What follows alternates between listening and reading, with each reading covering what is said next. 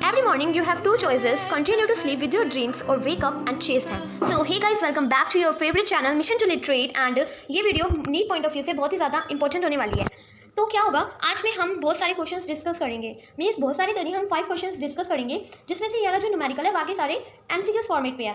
और मैं ये बताना चाहती हूँ कि ये जो स्टार्टिंग्स के क्वेश्चंस है, ये जो है जो हमारे एमसीक्यूज फॉर्मेट वाले क्वेश्चन है वो ईजी है, और ये जो लास्ट वाला क्वेश्चन है वो मॉडरेट है। पर नेक्स्ट वीडियो से मैं थोड़े हार्ड क्वेश्चंस लाऊंगी। बट क्या होता है कि हमें अगर हम न्यूमेरिकल्स हार्ड लेवल के न्यूमेरिकल्स करना चाहते हैं तो हमें जो ईजी वाले क्वेश्चन जो होते हैं उनका हमें बेसिक्स पता होनी चाहिए, तभी हम हार्ड क्वेश्चन कर पाएंगे। तो नेक्स्ट वीडियो से मैं हार्ड क्वेश्चन लाऊंगी। और ये जो है हमारी जो वीडियो बहुत ही ज़्यादा मतलब बेसिक्स वाली वीडियो है, बहुत इंपॉर्टेंट होने वाली है, तो इसे मिस या स्किप मत कीजिएगा। तो इसे स्टार्ट करते हैं। The displacement of a body is zero, the distance covered. तो सबसे पहले हमें इस क्वेश्चन को मतलब करने से पहले ये समझना पड़ेगा कि डिस्प्लेसमेंट क्या होता है एंड डिस्टेंस क्या होता है।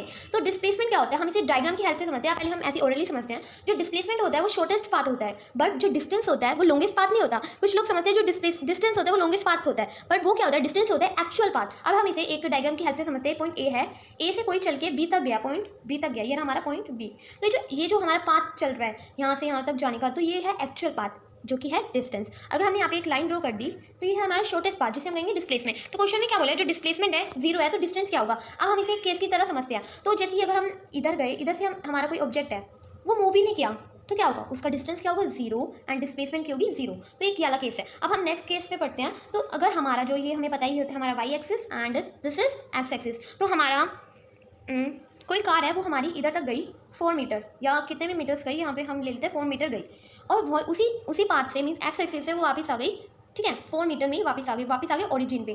तो क्या होगा, यहाँ पे हमारी डिस्प्लेसमेंट क्या होगी जीरो, क्योंकि शॉर्टेस्ट पाथ क्या है इसमें जीरो। पर जो एक्चुअल उसने डिस्टेंस कवर किया 4 मीटर यहाँ पे गए वो एंड 4 मीटर यहाँ पे आए, तो एक्चुअल पाथ उन्होंने ट्रेवल किया 8 मीटर, है ना, एम आई राइट। सो इसका करेक्ट आंसर होगा मे, और may not be zero. Okay, अब हम नेक्स्ट क्वेश्चन की तरफ चलते हैं। Which among the following can be zero when a particle is in motion for some time.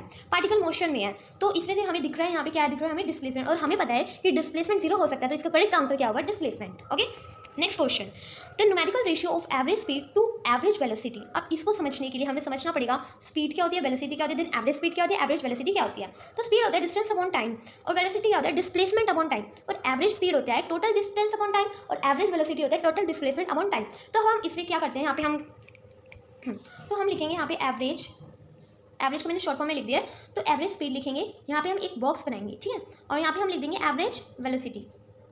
हमें पता है कि स्पीड में क्या आ जाता है, स्पीड में आता है डिस्टेंस, और एवरेज वेलोसिटी में क्या आता है, वेलोसिटी में आ जाता है डिस्प्लेसमेंट। तो हमें पता है कि डिस्टेंस और डिस्प्लेसमेंट जो होती है इक्वल हो सकती है। कैसे हो सकती है, जैसे कि हमारा एक पाथ पे कोई चल रहा है तो स्ट्रेट पाथ पे चल रहा है, तो इसमें इस केस में क्या होगा, डिस्टेंस जो हो जाएगा इक्वल हो जाएगा डिस्प्लेसमेंट से। जो हमारा डिस्टेंस होगा, यहाँ पे लिख देती हूँ, डिस्प्लेसमेंट हो जाएगा इक्वल डिस्टेंस से, ठीक है।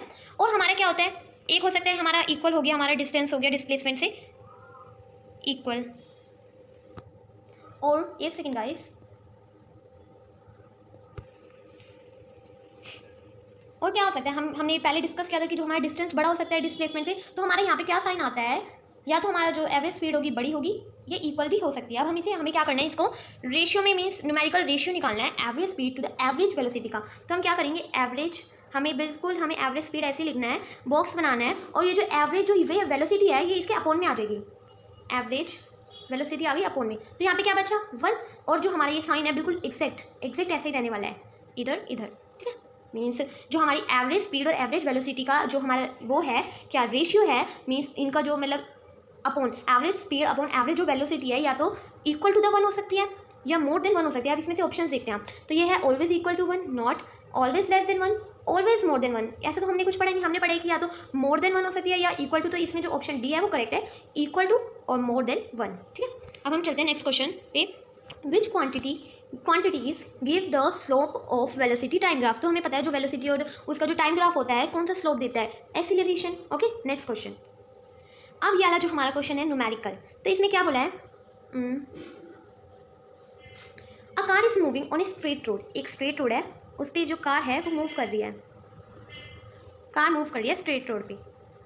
Okay, that its position X varies with time. ये हमें कोई इक्वेशन दिया है कि जो इसकी जो मतलब जो पोजीशन है एक्स वो वरीज कर रही है टाइम पे। अब हमें पहले समझना पड़ेगा, इसमें एक बहुत बड़ा कंसेप्ट है, उसको हमें समझना पड़ेगा यहाँ पे लिखा है एट 2 सेकंड, एक हमारा कभी कभी लिखा होता है इन 2 सेकंड, और यहाँ पे लिखा है एट 2 सेकंड। अगर जो इन 2 सेकंड होता है जैसे कि 2 सेकंड के अंदर, तो उसमें हमारी एवरेज वेलोसिटी निकलती है। यहाँ पे है एट 2 सेकंड, मीन्स क्या होगा यहाँ पे, मीन्स जैसे कि अगर आप कोई ड्राइव कर रहे हो, आप कार ड्राइव कर रहे हो, मैंने कहा 3 सेकंड पे क्या वेलोसिटी, एट 3 सेकंड, तो क्या होगा, आप जल्दी से स्पीडोमीटर में देखोगे और बता दोगे कि जैसे कि 40 मीटर प्रति सेकंड स्पीड है। तो इसमें इंस्टेंट हमें बताना पड़ता है कि इंस्टेंट स्पीड क्या होती है। तो इसके लिए हम क्या करते हैं, हमें इसके लिए डिफ्रेंसिएशन करनी होती है।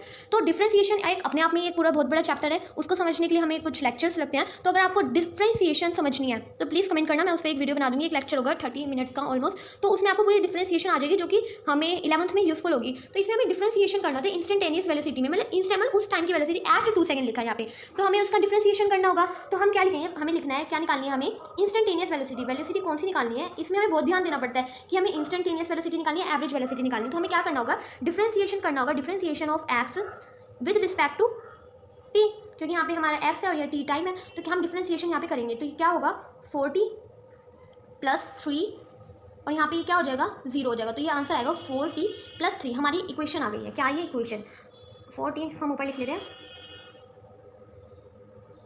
यहाँ पे आ गई हमारी इक्वेशन। अब इसको हम रब कर लेते हैं, हमारी क्या इक्वेशन आई है 4t + 3। ये डिफ्रेंसिएशन से है, आपको आ जाएगी। अगर एक लेक्चर आप देख लोगे, अटेंड कर लेना, आप कमेंट कर देना, तो मैं उस पर एक वीडियो बना दूंगी। तो हमारी जो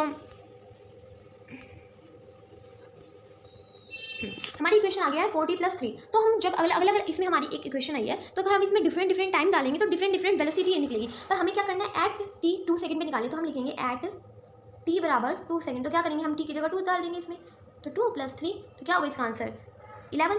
तो हमारी क्या आ गई वेलोसिटी 11 मीटर प्रति सेकंड। तो इसका आंसर यही है। सो गाइस, अगर आपको इस वीडियो में मज़ा आया तो please like, share, comment and subscribe. And अगर आपको ऐसी वीडियो चाहिए तो प्लीज़ कमेंट कर देना। और हम इसकी एक सीरीज़ लाने वाले हैं जिसमें हम कवर करेंगे PCB, physics, chemistry and biology के जो ऐसे इंपॉर्टेंट क्वेश्चंस, और उसको हम बेसिक से ही कराएंगे। तो मतलब डेली या हम हर वीक में 3 वीडियोस पोस्ट करेंगे, उसमें हम MCQs डिस्कस करेंगे। अगर आपको चैप्टर्स की मतलब डिटेल चैप्टर भी पढ़ना है तो आप कमेंट कर सकते हैं। सो गाइस, अगर आपको इस वीडियो में मज़ा आए तो प्लीज़ लाइक, शेयर